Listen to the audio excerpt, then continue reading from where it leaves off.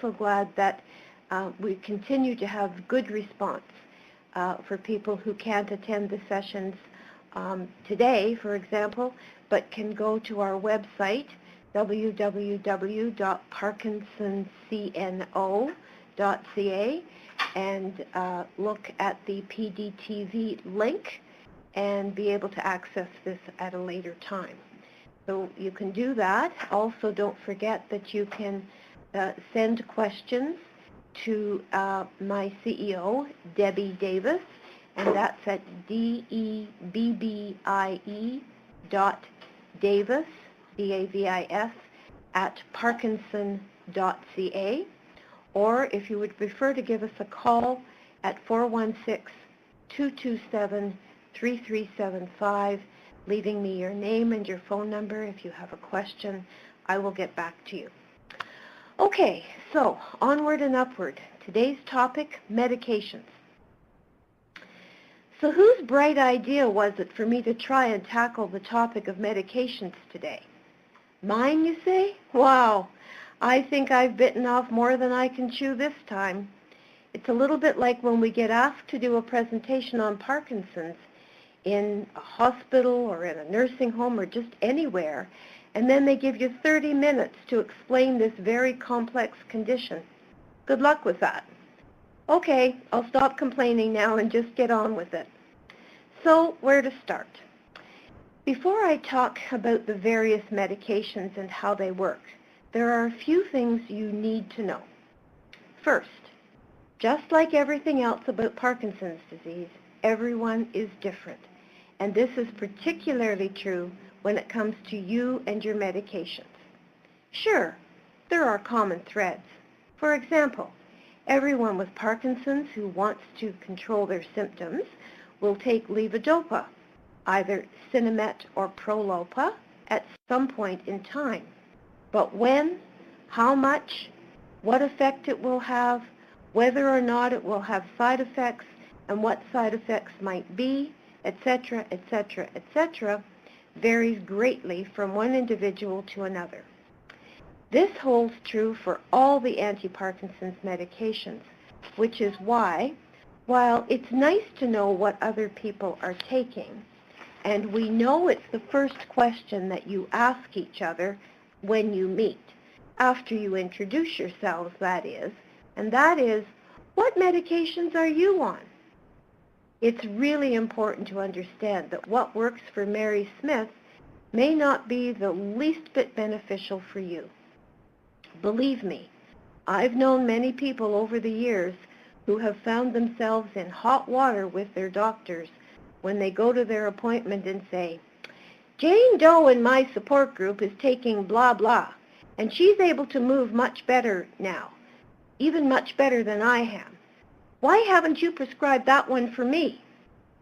So the takeaway message here is trust your doctor to know what medications you need, how much you should be taking, when you should take them, based on his or her examination of you and what you are telling them about what is going on with you.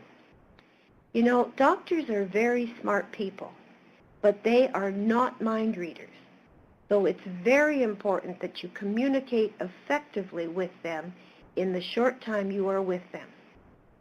We have a patient summary sheet available to help you talk to your doctor, which lists all of the motor and non-motor symptoms of Parkinson's. And that will help you to start the conversation.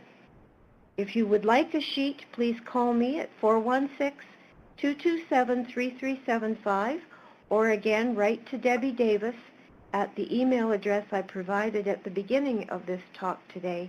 Ask for a summary to be sent to you. And don't forget, without the advantage of having any lab results or imaging, such as an MRI or a CT scan to guide them, it is very difficult for doctors know to always know, I should say, what medication is best for you. Please cut them a bit of slack if they don't get it exactly right the first time. It is very much down to trial and error, a period of wait and see. Unnerving maybe, but it's the truth nonetheless. At the risk of sounding like a broken record, once again I urge you, if at all possible, to seek the expertise of a movement disorder specialist, a very special specialist who eats, lives, and breathes Parkinson's day in and day out. If you're not sure if you're going to a Parkinson's specialist, please call or write to us. We'll provide you with the list of some of these very knowledgeable doctors. Some have very long waiting lists, but we can direct you to one or two who can hopefully see you a bit sooner.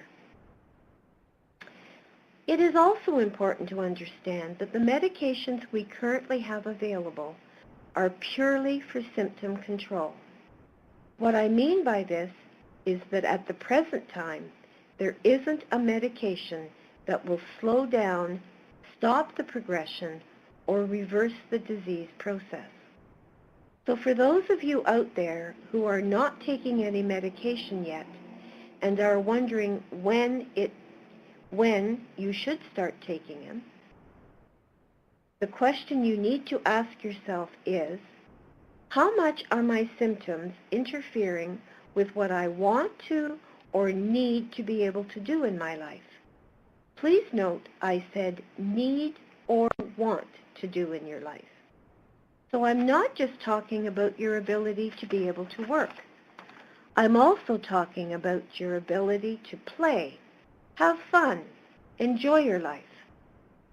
If your symptoms are preventing you from playing golf because you are very slow and you don't want to hold up other golfers on the golf course, or if you have stopped dancing, whether it's dancing with Parkinson's or ballroom dancing, things that you have enjoyed for years because you are too stiff and you can't move the way you'd like to, or if this is a lovely gardening season now, if you're not going out to the garden anymore because you're afraid once you get down you might not get up again, all of these things are about your quality of life. And only you can decide what that is for you. Again, your doctor can't read your mind. And if they don't live with you, which they don't, obviously, they don't know what is important for you to be able to do and what you can't do anymore and would like to do.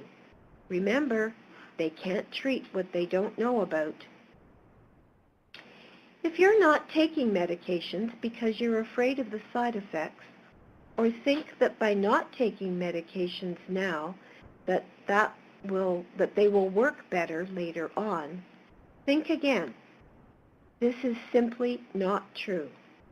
Parkinson's progresses regardless of whether or not you take medication because, again, we don't have medications to slow down or stop the progression. So you're not doing yourself any favors by delaying starting medications, particularly if you can't do what you want to do. Also, if you're stiff and slow, you won't be able or even want to do exercise. And research has proven to us that exercise preserves mobility, as well as cognition, that's your ability to be able to think clearly, and it also enhances your mental health. So don't fool yourself by putting off the inevitable. Now for the $64 million question about what time you should take your pills. Again, no two people are alike, and there are many variables when it comes to the timing of medication. Read my lips. It is essential that you follow your doctor's orders as to the exact timing of your medication, as it needs to be tailored just for you. We often get questions like, my pill bottle says take my pills 4 times a day. Does that mean I have to wake up during the night to take them? The timing of medication needs to be geared to you when you need them. So some things that you need to be able to report to your doctor are exactly why and when you need to be taking your medication. For example, things that need to be considered are, when do you wake up? When do you eat? What symptoms bother you the most? And what time does this happen? Do your symptoms waken you during the night? And also, what medications are the best for you? See what I mean? It's not a one medication fits all. That's for sure. Another factor to be considered is that levodopa, you may know it as Sinemet or Prolopa, is the most common medication for Parkinson's and is the gold standard. Something you may not know is that it gets metabolized in 4 hours. In other words, it loses its greatest benefit after 4 hours of time. So therefore, as a general rule of thumb, pills should not be taken more than 4 or 5 hours apart. Please note again, I said as a general rule. So again, I must stress the importance of having your doctor direct your treatment and the timing of your medications. This applies as well if you are experiencing wearing off. That's when the benefit of your medications is not lasting until the next dose. So your doctor needs to adjust the timing, increase the dose, or add other medications to your regime.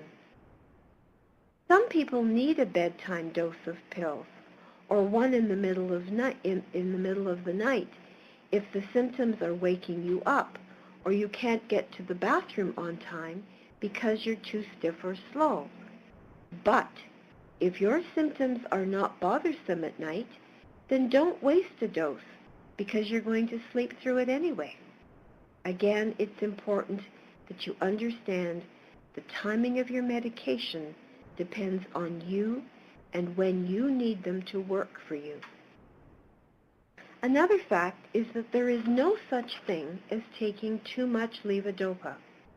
Again, everyone is different, and the benefit and side effects are very individual. Your body will tell you when enough is enough, or you will know when you have reached your upper limits, when the side effects outweigh the benefits. Again, at the risk of sounding like that broken record, I can't stress enough that increasing or decreasing your dose must be decided by your doctor. Another general point I want to emphasize is never stop your medications unless it is under the direction of your doctor. I will repeat, never stop your medications unless it is under the direction of your doctor. The brain is a very sensitive organ that doesn't take kindly to rapid changes. And you will find yourself with some very serious problems if you try, and that could result, I should say, in permanent damage if you try to stop your medication cold turkey. You will recall how slowly your medications were titrated into your system at the beginning. So the same precautions have to be taken if medications are to be reduced or discontinued for any reason.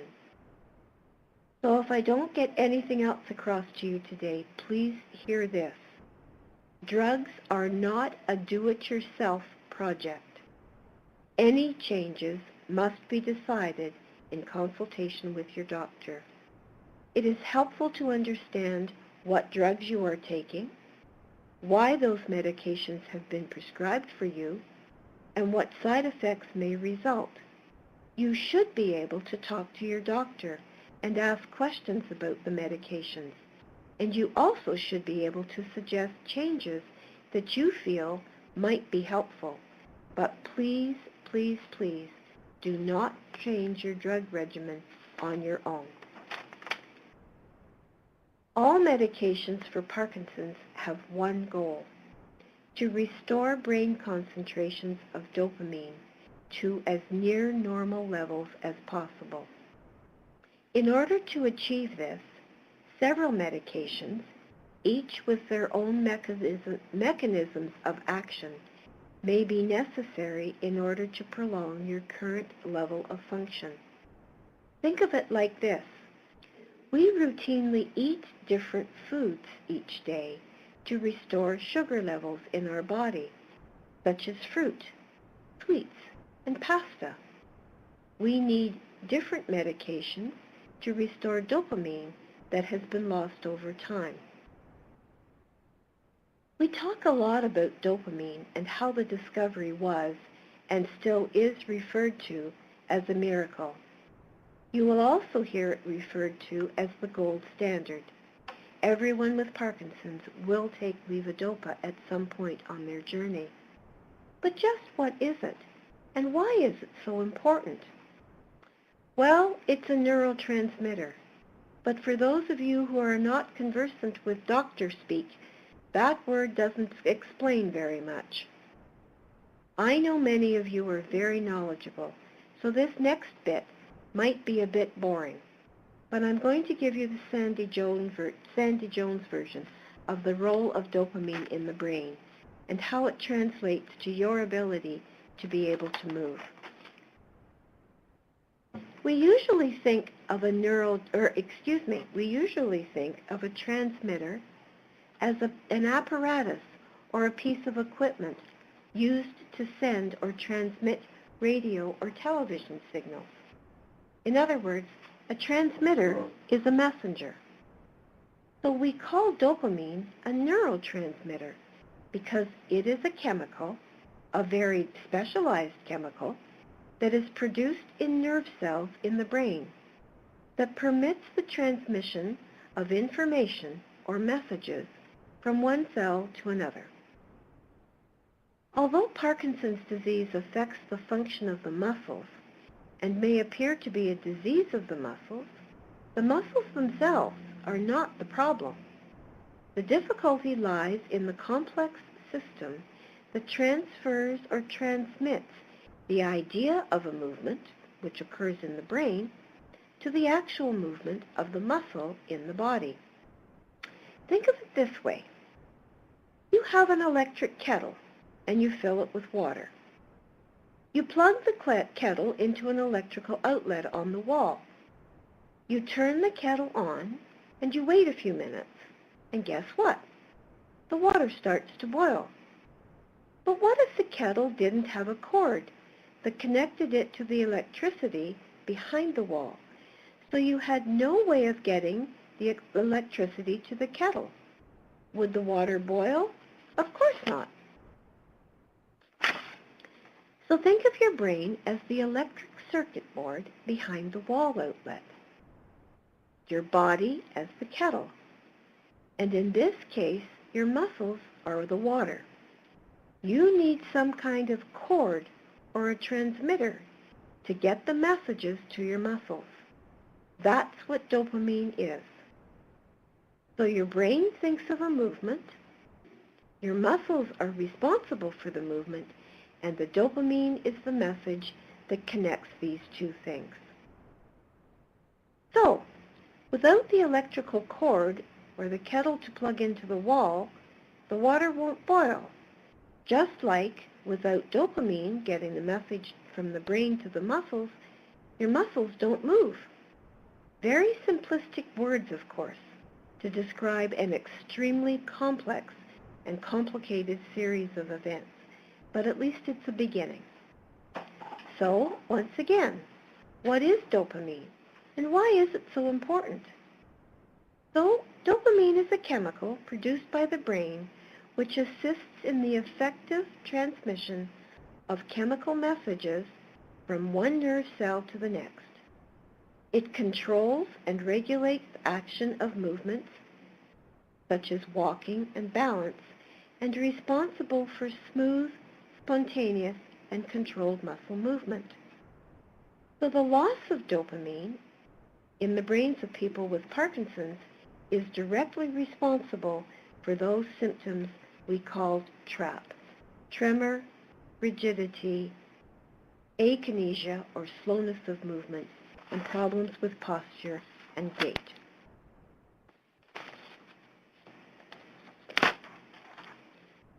The last point for this part of my talk today involves medication and mealtimes. We know that protein interferes in the absorption of the levodopa. And if protein and levodopa are in the stomach at the same time, levodopa may not be as well absorbed, which leads to a reduction in the control of your symptoms. Again, everyone is different, and some people don't notice this problem. Also, early in the disease process, people are not aware of any difference. Later on, when people begin to notice what we call motor fluctuations, that's when you have good or on periods when your medications are working well, and bad or off periods when medications don't appear to be working very well, people begin to notice that having protein at the same time as the medication does affect symptom control. Some specialists advise their patients to take their medications 1/2 hour before meals or 2 hours after a meal to try to reduce the interaction between levodopa and protein. It is important, however, to not be completely obsessed with this regime. Nothing dreadful is going to happen if you take your pill with food once in a while. Please check with your doctor before you change your medication and meal regime.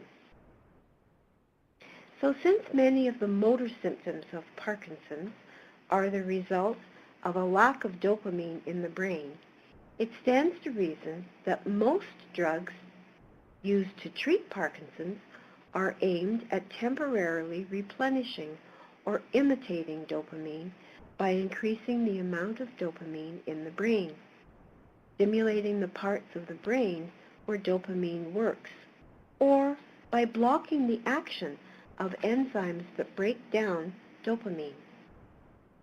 I'm going to spend a few minutes of the talk today going briefly over the most common medications that are used today. As everyone with Parkinson's is different, again, there is no one drug that is suitable for everyone. So if you have any questions about your medications and why they are being prescribed for you, please consult with your doctor and ask again what side effects you might expect to happen. So the medications used for Parkinson's. I will start again with the gold standard. That's levodopa. And you might be taking levodopa, which is levodopa benserazide or Prolopa, or levodopa carbidopa, which is Sinemet. Keep in mind, many of the motor symptoms are the result of the lack of dopamine. And so again, most medications, including levodopa, are aimed at temporarily replenishing or imitating dopamine. Dopamine, or levodopa, is actually converted into dopamine in the brain and stored in nerve cells to replace depleted dopamine. It is indeed the only medication that actually is converted into dopamine. So if you combine it with another drug, such as carbidopa or benserazide, it allows more levodopa to get to the brain and reduces side effects, for example, like nausea. That's the job of carbidopa and benserazide. Again, it allows the levodopa, or dopamine, to get into the brain and reduces side effects. Levodopa also improves muscle rigidity and movement. Side effects of levodopa include involuntary movements. That's when you can't sit still, no matter how hard you try. The medical term for that is dyskinesia. Over the years of use, levodopa may also be associated with what we call wearing off. That's when your medications don't last or get you through to the next dose the way they did at the beginning. Another classification of medications are called dopamine agonists. They are, the most common ones are pramipexole or Mirapex, and ropinirole and Requip. There is another fairly new medication, which is a dopamine agonist, available today, and that's called Nupro or rotigotine.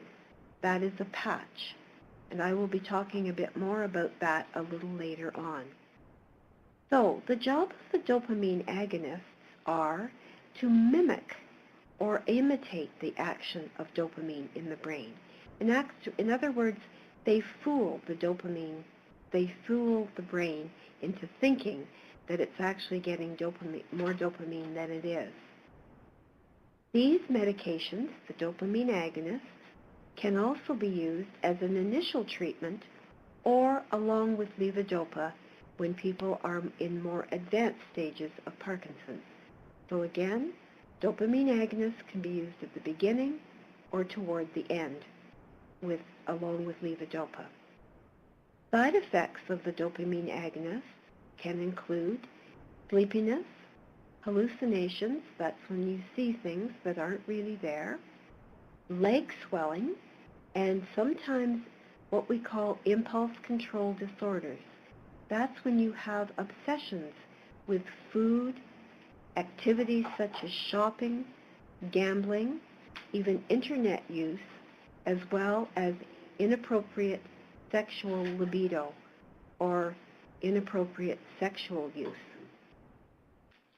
Another classification is called amantadine.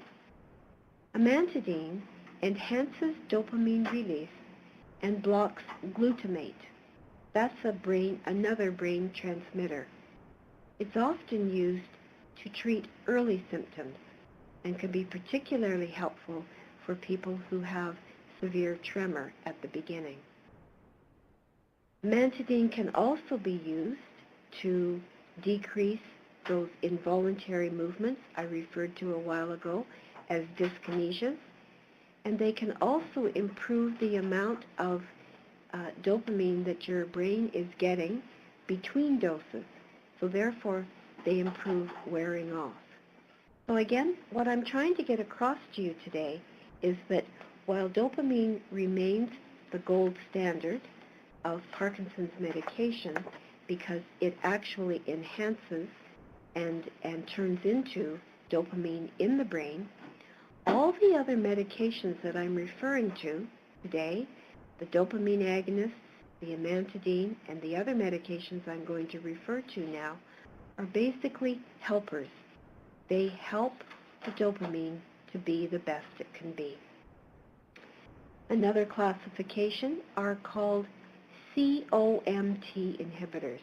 You don't need to know all the fancy medical terms about this, but if you're taking a medication called entacapone or Comtan, you might be interested to know that its job is to block a key enzyme in the brain that's responsible for breaking down levodopa before it reaches the brain.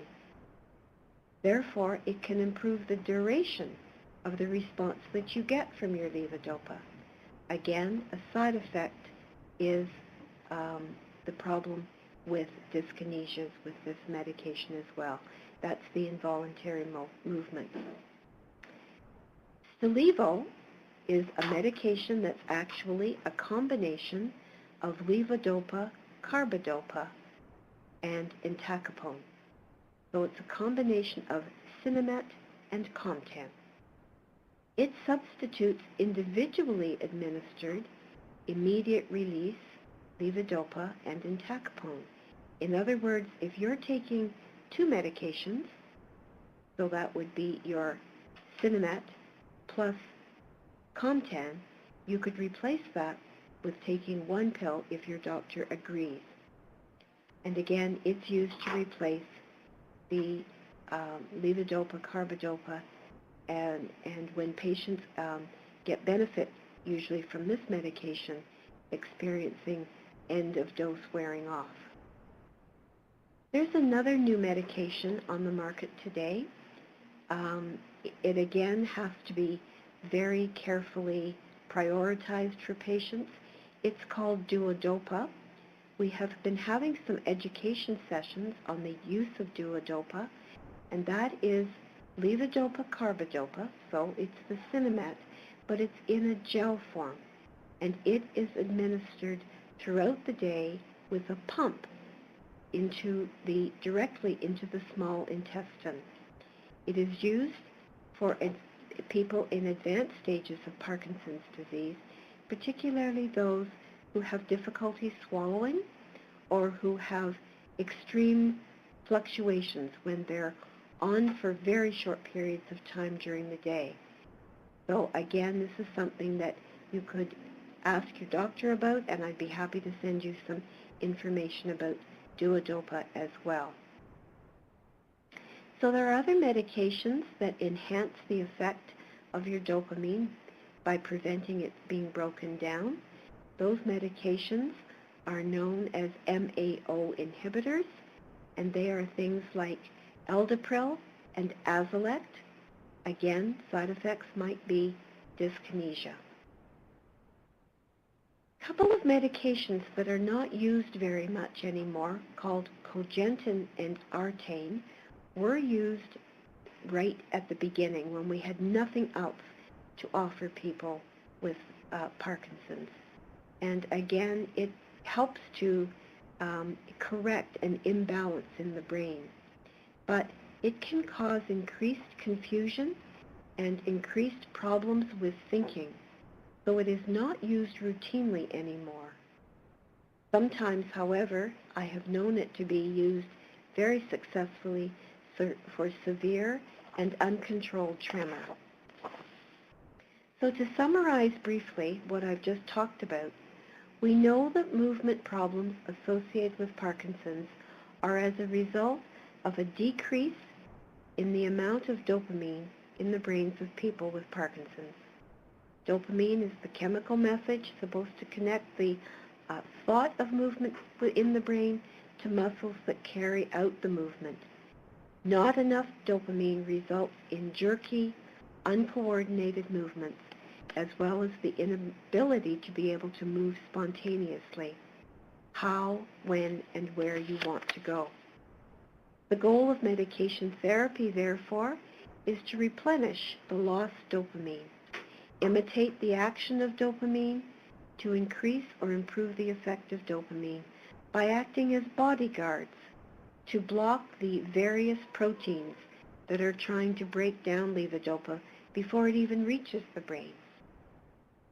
In previous talks, I've focused on several of the non-motor symptoms of Parkinson's, such as depression, anxiety, swallowing difficulties, constipation, cognitive impairment, and all of these can sometimes be improved with the use of the medications I've talked about today.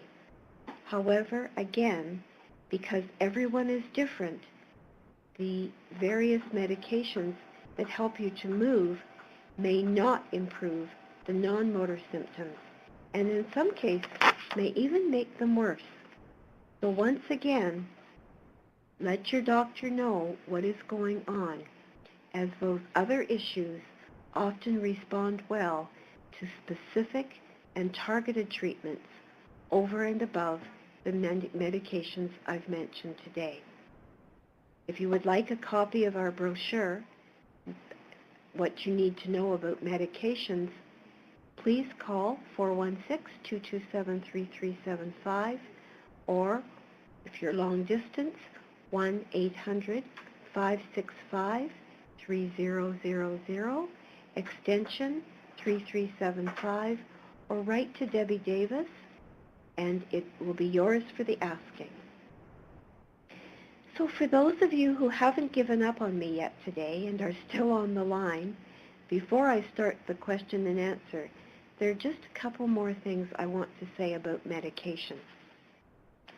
Iron interferes with the absorption of levodopa, but if you need to take iron for other conditions you may have, the best medication to take is called Proferrin. That is called Proferrin, and it's best to be taken in the form of 11 milligrams and spaced out over several hours, 2 or 3 times a day. Also, you need to know that crushing regular Sinemet, that's not Sinemet controlled release Sinemet, but regular Sinemet, and putting it in a bit of applesauce or taking it with a carbonated drink will speed up the onset of the absorption of the medication. But having said that, that means that it will wear off faster. So you need to keep that in mind, that you may increase the fluctuations more if you do crush your medication. It is very important also to give the anti-Parkinson's medications a chance to work. Don't just take them for a few days, not be willing to put up with the side effects, decide that they're not helping, and stop taking them. It can take 4 to 6 weeks before you feel very much benefit from your medications. They are given very slowly, as you know, and therefore they take a long time to get up to a therapeutic dose in your bloodstream. If you have severe side effects, again, please talk to your doctor, as there are things that you can take to calm those side effects down. So one of the questions I've had for today's talk is, are there interactions between anti-Parkinson's medications and common over-the-counter medications, such as analgesics, or those are known as painkillers, cold remedies, anti-inflammatory medications, or prescription medications, such as antibiotics, sleeping pills, antidepressants, or medications given for anxiety. The drugs used to treat Parkinson's disease are actually remarkably free of drug interactions with other medications. People taking Sinemet or Sinemet CR, that's the controlled release form of Sinemet, or dopamine agonists such as Mirapex, Requip, the rotigotine patch, etc. All of these medications that I have mentioned in my talk previously today are actually play very nicely with your anti-Parkinson's medications. Also, you can take Tylenol, aspirin, or any other anti-inflammatory drugs such as ibuprofen or Advil without fear of interaction.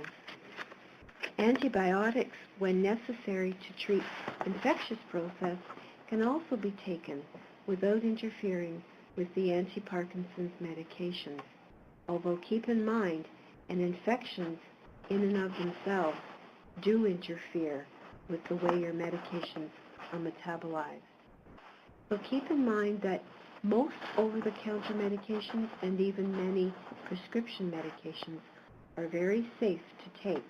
But please, again, do talk to your doctor if you're considering taking any of those things, just in case there is some other reason why it might not be in your best interest to do so.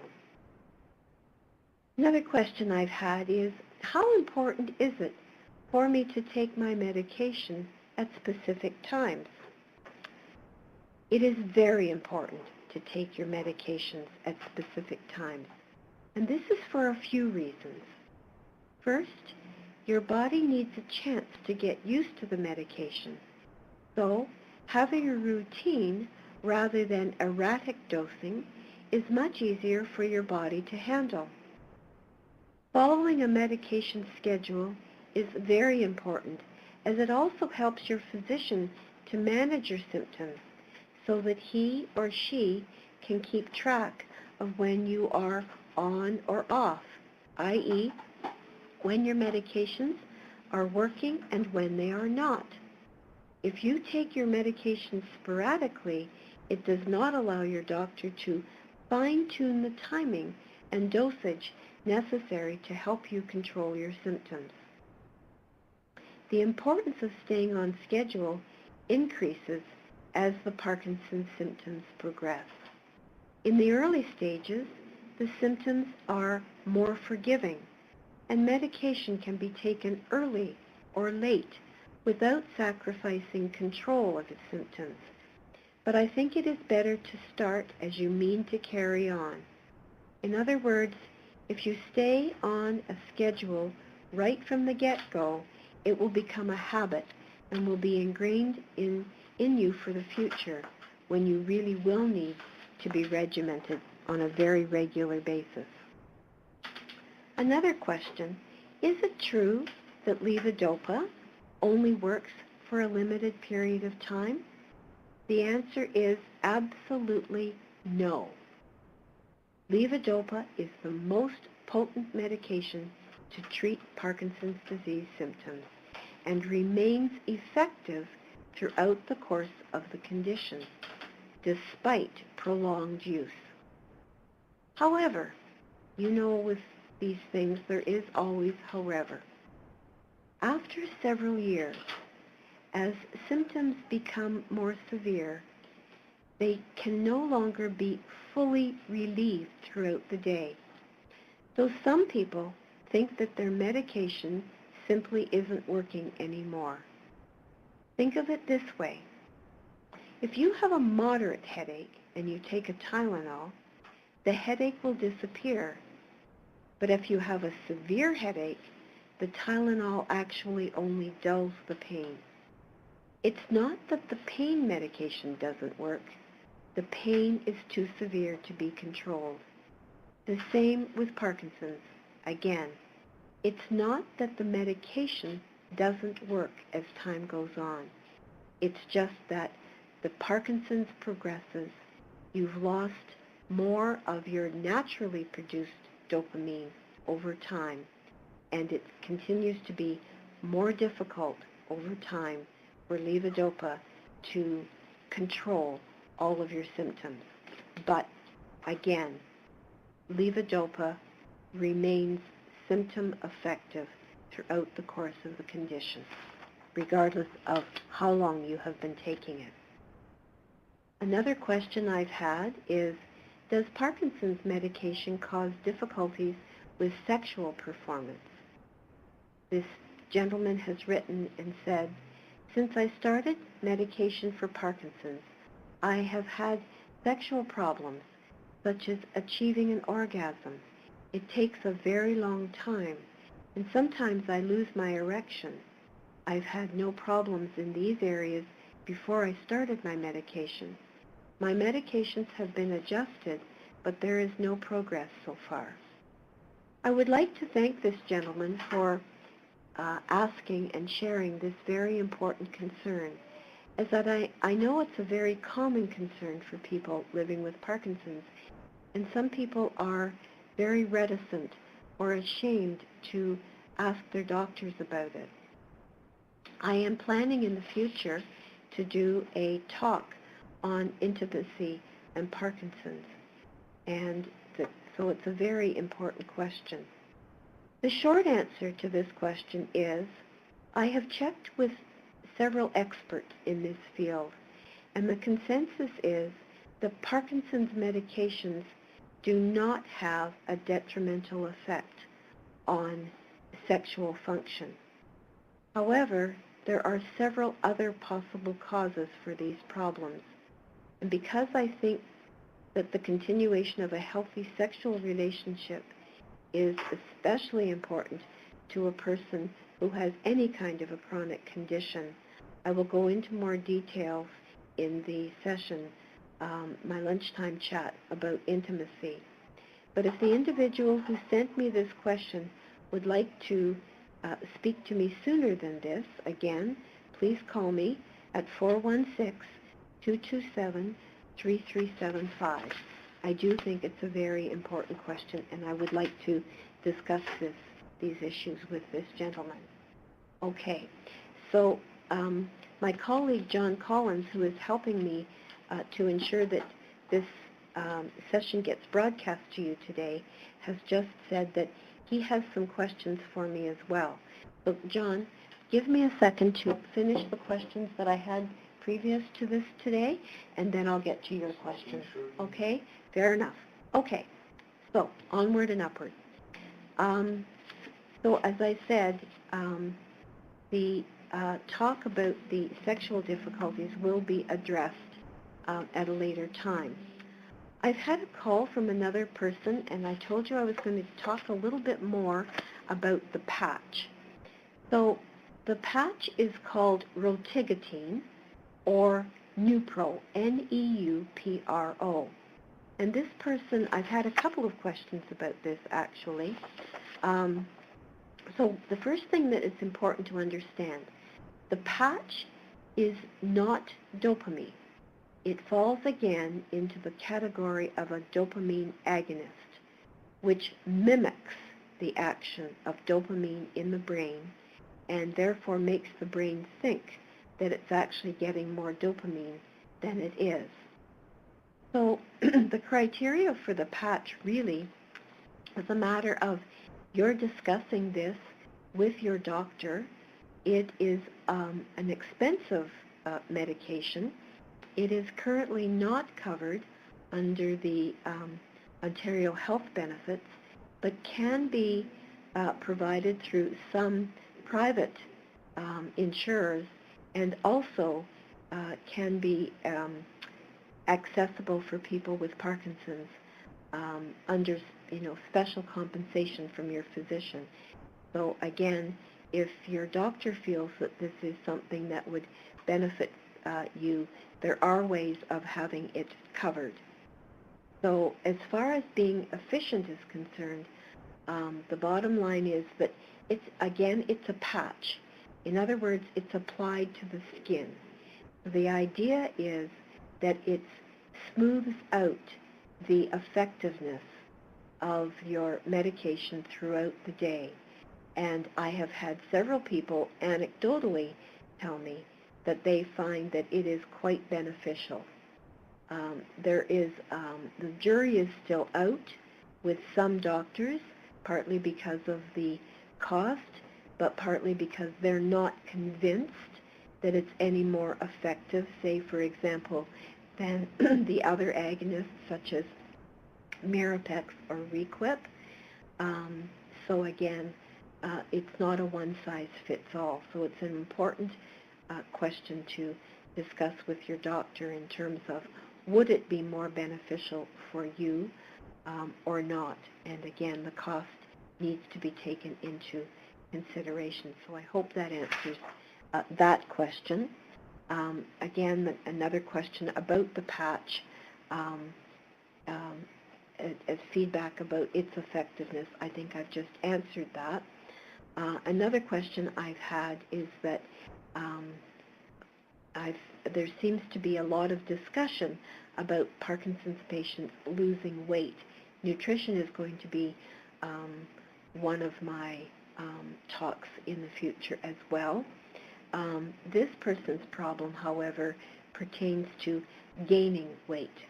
Initially, she said that she lost weight, but then she said she got stuck for about a year, and now she's gained back 10 pounds, even though she's following the same food plan.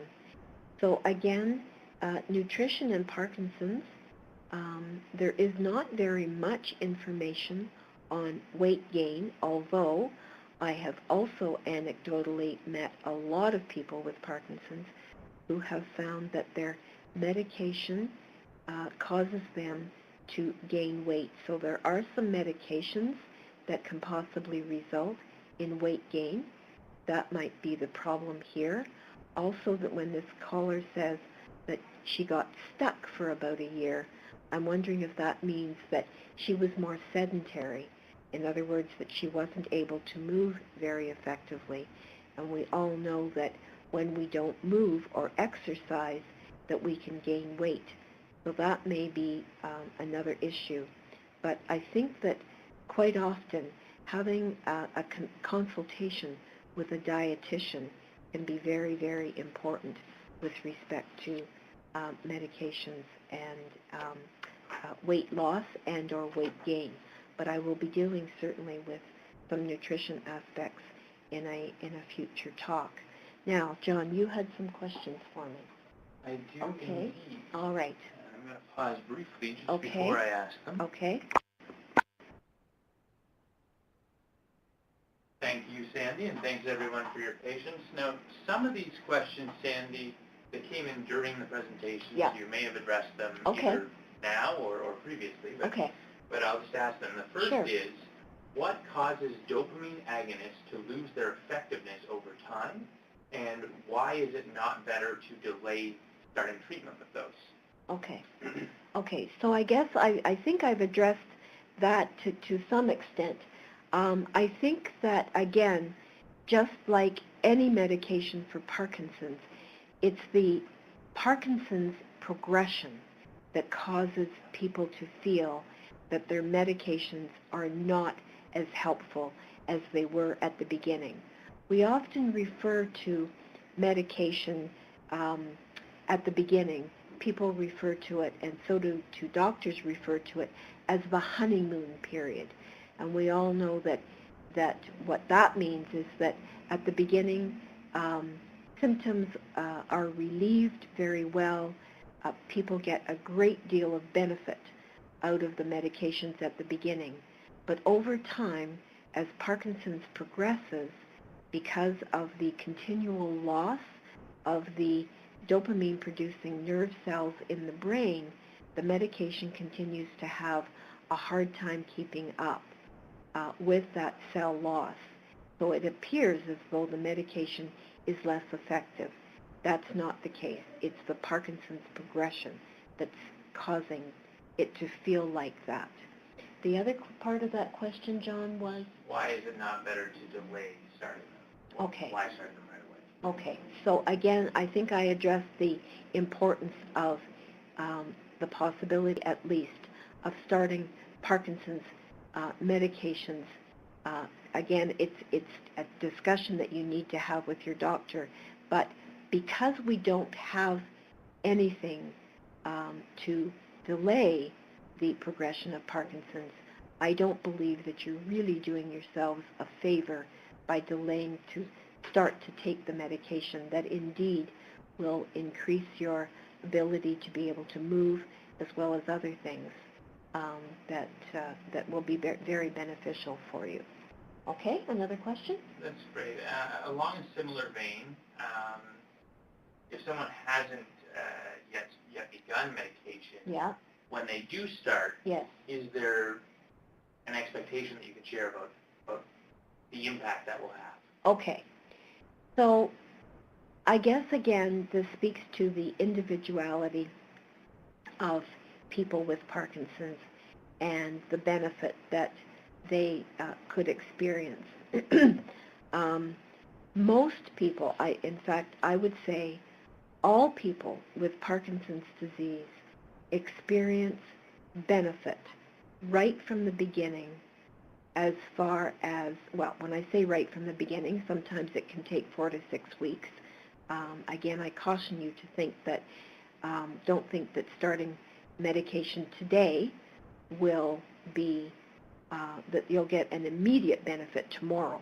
It can take time to get into the bloodstream, and again, it's given very slowly over time because the brain is such a sensitive organ. But the bottom line is that people, if you actually have Parkinson's disease, you will definitely benefit because, again, you're getting the very medication that you don't have enough of the chemical in your brain to help with smooth, controlled, spontaneous muscle movements. So it's a little bit like putting gas in the tank of your car. If you don't have enough gas in the tank, your car won't go. But if you put gas in the tank, then you will go. And again, I have met hundreds of people with Parkinson's who tell me that it's like a wow effect. And many people have said to me, why didn't somebody tell me how beneficial the medications are going to be, or were going to be at the beginning? If I'd known 2 or 3 years ago, when I was putting off taking medication, what a wonderful benefit I was going to have, I would have started it a long time ago. So again, it's something you have to be ready for. You have to feel the positive about it as well, because again, your attitude can affect how effective the medication will be. Thank you. A specific question about those taking Levodopa carbidopa combination. Can you comment on two specific issues, excessive sleepiness and dry mouth? Okay. And perhaps how they relate to the medication or any coping strategy? Right. Okay. So one of the side effects pretty much of all of the Parkinson's medications, again, for some people, not everybody experiences this, but can be excessive sleepiness. They have a sedating effect on many people, especially at the beginning. So again, this is something that that your system will get used to. You will be able to build a tolerance for the medications. And again, is it just the side effect of the medication that's causing the sleepiness, or is it also the fact that your Parkinson's, because your muscles are playing against each other, not playing nicely together, are also causing you to be fatigued and sleepy? The sleepiness, as I said, usually wears off after time, but again, if it continues, again, you could ask your doctor about that as well and see if something could be done in terms of maybe reducing the dose if that's necessary, or maybe it's just something that you need to give your body the opportunity to rest when you feel that sleepy. The side effect of the dry mouth is very, very common. Again, there are things on the market. There's one particular product that a lot of people benefit from. It's called Biotene, B-I-O-T-E-N-E. There are different forms of this product on the market, and often that can help reduce the effects of dry mouth. But again, that's very common. So unfortunately, there are not sort of magical answers for that. But again, it's something I think that is important, that, you know, even if you have to carry a water bottle with you all the time, which a lot of people with Parkinson's do, because their mouths do get very dry. But I think the benefit of the medication for most people outweighs the side effect of dry mouth. And again, try the Biotene product and continue to drink more. And something else to produce more saliva is chewing gum, because again, I think you would recognize that, or if you put some kind of like a hard candy in your mouth, it automatically causes you to salivate. So those things can increase the saliva production, so you have less of a dry mouth. We're going to have to stop very soon. Is there another question? So I have two more, Okay. and we are running short on time. Okay, so I'll pose them to you quickly. Is that fair? That's okay. But we're going to be at the hour time. Maybe can you send those to me, John, in the email, or can? I am most happy to, and I do know whom they've come from. Okay, great. So John has a couple more questions. So for those of you, because this was a kind of long drawn-out talk today, who haven't had your questions answered, John's going to give them to me, and I'll respond to you via email. So I just want to say two things very quickly. I meant to explain when I was talking about levodopa, carbidopa, or Prolopa, levodopa benserazide. The 100 that you see on the pill bottle, the 100 is the amount of dopamine in that pill. So it's 100 milligrams of dopamine and 25 milligrams of carbidopa or benserazide. So again, people wonder what those numbers mean, and that's what it means. So you're getting 100 milligrams of dopamine, 25 milligrams of carbidopa. Also, Sinemet, controlled release Sinemet, is not as predictable as Levodopa, carbidopa, without being a controlled release. So it's less reliably absorbed, and the slower release is not always helpful. So again, if those of you who are on Sinemet CR and are finding that you're not getting the same bang for your buck, you might want to ask your doctor if that's important. The next session, just so you know, is going to be on hospitalization, what you need to know when going to hospital with Parkinson's. And my last thought for today is that one of the most helpful and hopeful arms of research is looking for a medication that will slow down or stop the progression of Parkinson's.